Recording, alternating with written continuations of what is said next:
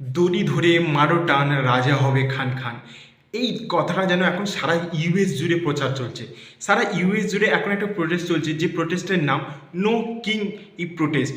এই প্রোটেস্টের মাধ্যমে তারা মানে হাজার হাজার ইউএস এরা এটাই বলতে চাইছে যে আর ইউএসএ কোনো রাজা থাকবে না।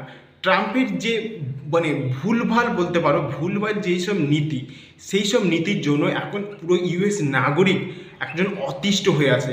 আর ওনার যে ডানপন্থী যে জিনিসগুলো, ওনার যে নীতি, সেই সব নীতিগুলো পুরো বিরক্ত করছে মানে পুরো ইউএস নাগরিক। সেই জন্য এখন হাজার হাজার ইউএস নাগরিকই রাস্তায় এসছে।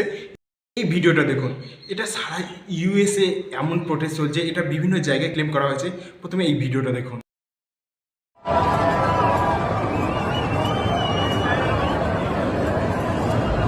সারা ইউএস জুড়ে কেমন এখন প্রোটেস্ট চলছে ট্রাম্পের বিরুদ্ধে।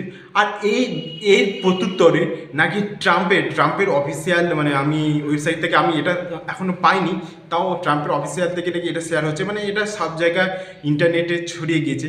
ট্রাম্পও এর প্রত্যুত্তরে একটা মানে ভিডিও শেয়ার করেছে, যেখান থেকে সে মানে নিজে কিং এবং সে একটা জেট বিমানে করে যাচ্ছে এবং বিমান থেকে সে পটি সারা যে প্রোটেস্ট করছে তাদের উপর ছড়িয়ে দিয়েছে। তাহলে এটাই বোঝা গেছে যে সে যত বড় ক্ষমতাশালী লোক হোক, যদি সে অত্যাচারিত হয়, যদি সে রাজাও হয়, তবে তার জন্য এটাই প্রযোজ্য, দড়ি ধরে মারো টান রাজা হবে খান খান।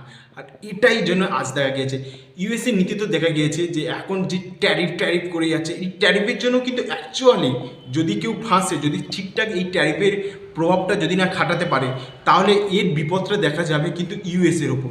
ইউএস হয়তো ভাবছে এখন লং টার্মের জন্য আমরা এই ট্যারিফ লাগাচ্ছি, কিন্তু এটার ব্যাড এফেক্টও আছে, আর এই ব্যাড এফেক্টও পড়তে পারে ইউএসের ওপর। তো সেই জন্য হয়তো ওখানকার এখন যে নাগরিক আছে তারা হয়তো এই প্রোটেস্টটা করতে দেখা গিয়েছে।